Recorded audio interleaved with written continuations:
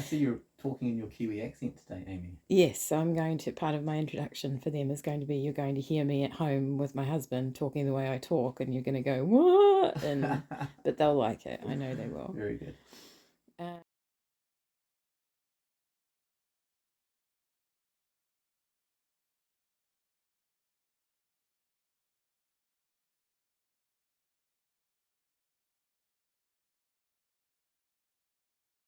so the first question, which I'll give you a briefing on, is what anima male do you think you're the most like?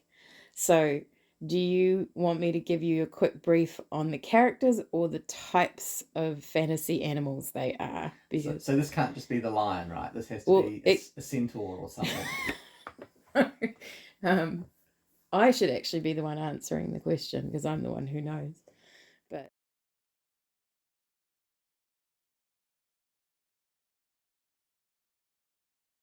What animal would you like me to be, Amy? Look, I picture myself as a lion, right? I'd like to think that's what I am, all right? A serpent, I hope not. Bird, no. So we'll go with a lion. okay. So this was from Rachel. What's your favorite experience you've had since I became an author? Well, Rachel, there's been many. I guess, like, in terms of success, when um, a production company first, or a publisher first reached out to Amy and wanted to buy one of her manuscripts, that was a very, very exciting day back in 2014. Um, and watching web novels audience grow and the success of Beast and more recently Alpha, it's super exciting. And it's a bit like Amy's dream coming true. She enjoys writing; it's her passion, but she gets so much enjoyment out of interacting with you guys as her readers. And I feel I'm involved. We chat at night, and I know what's going on in the readers' room. Don't you worry about that. And I've been tempted to sort of log on as a make up an account and come on. They'd want you to come on as yourself. But no, the whole thing's good. I mean, Amy's highly creative, always has been. She can draw and she can do craft and she can obviously write too. And it's just wonderful to see her having success in something that she's passionate about. Thank you. So, on the converse, what's been the biggest challenge for you about my writing? The biggest challenge about Amy's writing has been her writing, because she does a lot of it. Okay, so it's not like she started writing for web novel 6 months ago, and she's been writing pretty much since we were married, so that's nearly 20 years now.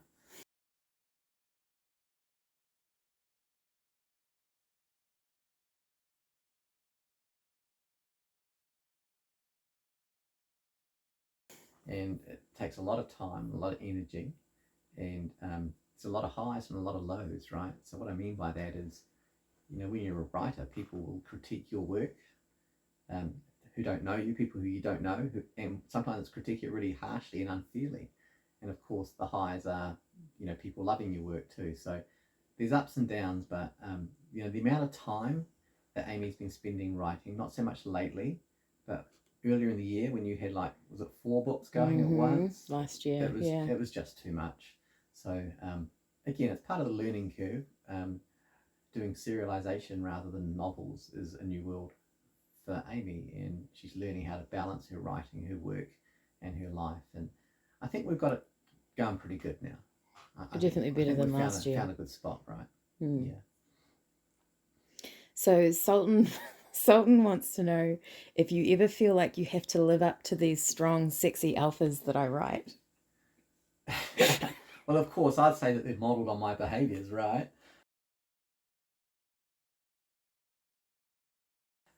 No, in fairness, I think I'm closer to Forrest Gump than Reth, but yeah. Look, I'd like to think that perhaps I inspire some of the admirable attributes that some of the characters have, perhaps loyalty and integrity. But you know what? I think I have more flaws than the characters, because I'm guessing the characters don't get impatient. I'm guessing the characters are kind to everyone, not just people that they love. And I'm guessing that when they're driving their cars, they don't do things like flip the bird if someone cuts them off. And maybe I've done that. I'm just saying. So look, if there's anything that's in her character that comes from me that's admirable, I'll take it. And I know there is. So. I was going to say, Rachel also asked how you come up with your jokes. And she said, I get the feeling he's good at jokes, or he's funny. And I know that I've told the ladies sometimes about some of the jokes that you have, but I'm just curious if you have any thoughts about, the joking that we do about the books and the characters, or the things that things that you wish I had put in that I haven't. Have you told your readers that I'm always trying to suggest lines to put in your books? Well, I've told them a few times that you've done that, yes. You've used a couple, right? Yes, I have.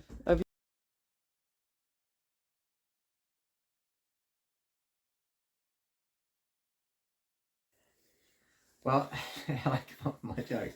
Well, real life is funnier than fiction, isn't it? And first of all, let's be clear. Amy is hilarious. Now, I know she writes humour into her books, but she's also hilarious in real life. And I think, we try not to take things too seriously often. Like most people, I'm an aspiring writer, so I'd love to get lines in her book, and I'm always like, can you put this in? Can you put this in? It's funny, it's funny. And sometimes she does, but not often, because usually they're not really contextual for what she writes. Honestly, just through observation, I mean, life is funny. There's just funny stuff everywhere.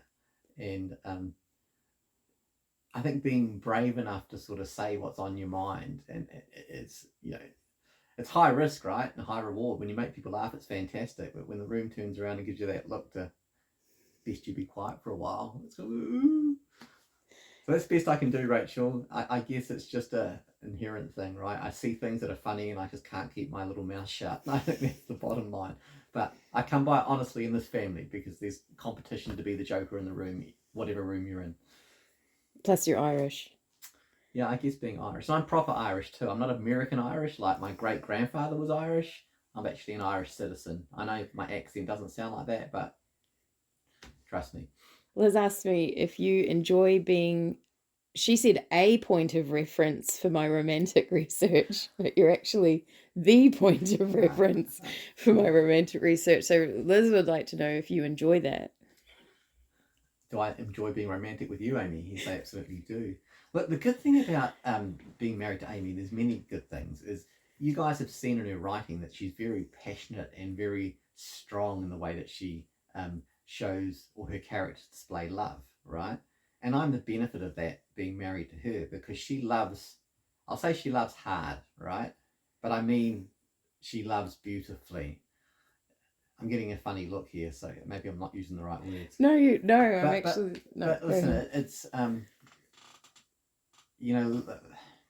love and intimacy. It's just something special, and I'm lucky enough to be married to the woman who was made for me. So loving you, sweetheart, is actually very easy. So you know. Thank you. Yeah, I was going to say, cough, cough. So I had this question 3 different ways from 3 different people. Yeah. So I'm going to put them all in one. Were you ever jealous of Reth, the hot men on my covers, or the men in my books? Well, I always joke that I was the inspiration for the cover art for Reth. And certainly, the abs, I mean, they look familiar to me. No, hey, like, no joke. He's got a great body, like a really good body. And he's saying this because he's being humble. Right. Anyway, where was I? No, I'm not jealous of any of the imagery that's surrounded in romance, or any of the characters. The only thing I suppose, and I touched on it before, is the characters are pretty flawless, aren't they? And I'm not. Not entirely. Well, comparatively, right? Comparatively, right. Yes. Yes. Well, no, but it's. Oh, we'll get to that later. Well, I'm talking about the lead males, the good guys. Yes. I know there's always protagonists in there who.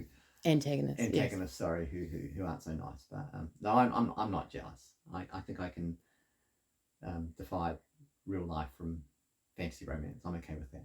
You don't need to be jealous, because the good things about my guys are based on you anyway. Oh, that's so sweet. So we're just emphasizing the positive. What are the bad things based on? Based on someone else, right? Like your boyfriend at high school. Yeah, based on me. No. This is a question that I wondered. When was the first time you became aware, or you really understood, that there was something different going on with King of Beasts than the other things that I had done in the past? I don't know because I didn't think about it too deeply, right? I think the difference I noticed is again the interaction with your readers. Like in my mind, I was thinking, geez, that takes a lot of time. Wouldn't you be better off writing? I remember thinking that.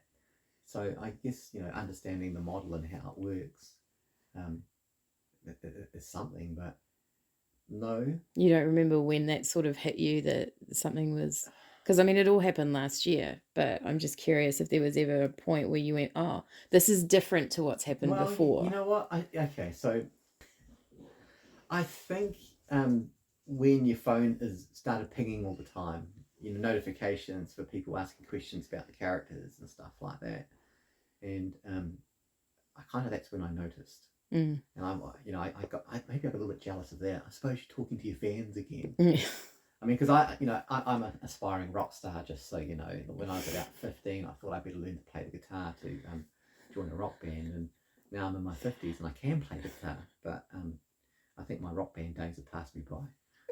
So I don't have any fans, or maybe the dog likes me quite a lot. So maybe I have one, right? I listen to your guitar every day. Well, you got no choice. You'd have to walk outside This is if you true. didn't, right? When I wrote that scene at the end of King of Beasts that was about you, it was about you and me. I wrote that night that you and I was like 3/4 of the way through it when you read it. You came into my office and you read it, and you were quite uncomfortable with it at the time because you didn't like the attention, I think.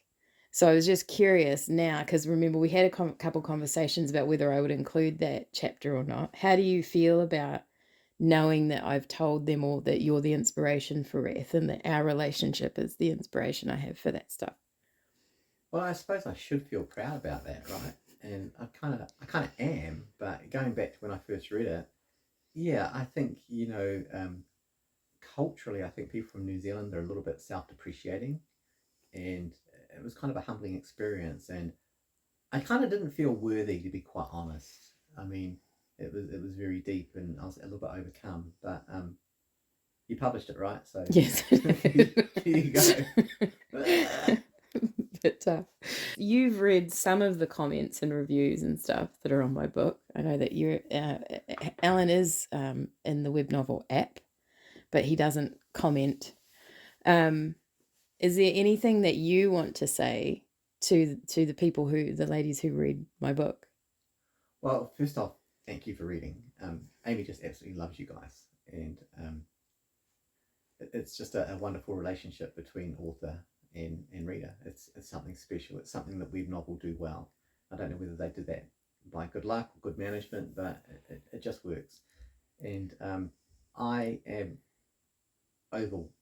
overwhelmed sometimes when I read how impactful Amy's books are to people, and not just in terms of entertainment either. I mean, some people contact Amy with how her books have inspired them, in their relationships and in their lives, and it's quite a responsibility for an author, to be quite honest, when people are taking fiction that you write and drawing meaning from it, and it affects them in the decisions they make. So I mean, that's a wonderful thing too. I mean, I've read some DMs and stuff that have come through where people have really really appreciated the perhaps it's the love between two of the characters, and that's how they want to be, and it's initiated conversations with their husbands or partners, and made them stronger and better. So yeah, I do enjoy reading the reviews, not just people recognizing the talent that my wife has in terms of her writing, but also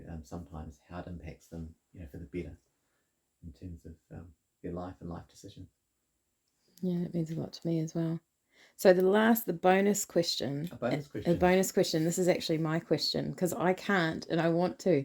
Can you remember any of the book ideas you've had for me that I've, and because I want to see what the ladies think of them.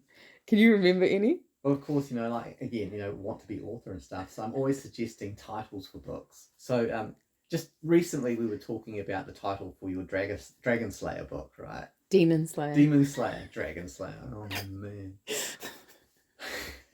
Do you remember though? And I don't know if it was that conversation, but recently you gave me an idea, and I said it's actually a really good idea, but it's not really the type of book that I write, at least not on web what was novel. it? And I couldn't remember what it was, and it was a woman who could.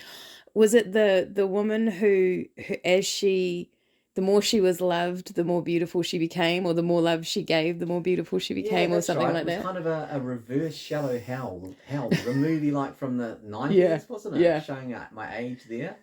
And yeah, she gets more beautiful externally as she gets more beautiful internally. And then, of course, different people are attracted to her and different opportunities are presented because we're a society where looks are important, right? Yeah. And anyway, so maybe that's a book I'll write one day. Who knows? Can you remember any of the others? Because some of them have been quite funny. What, the humorous one? Yeah, Oh, I can't. man. I couldn't remember. I was trying to think today because you've had 3 or 4, Oh, and there were some that I said would be good on the ML side. But I think you need to ask your ladies for ideas for naming your Demon Slayer book because what you got at the moment just isn't floating my boat, right? Alan doesn't like saving the Demon The Slayer word or saving, saved by the Demon it Slayer. just- He wants me to put something else in. It just sounds like the female lead being a bit pathetic, you know. And Well, ironically, she's the Demon Slayer. who's saving her? No, she's saved. Oh, well, okay. Because I remember I said it was either saving or saved by. I hadn't decided which way to See, I flip like it. loving the Demon Slayer or something like that.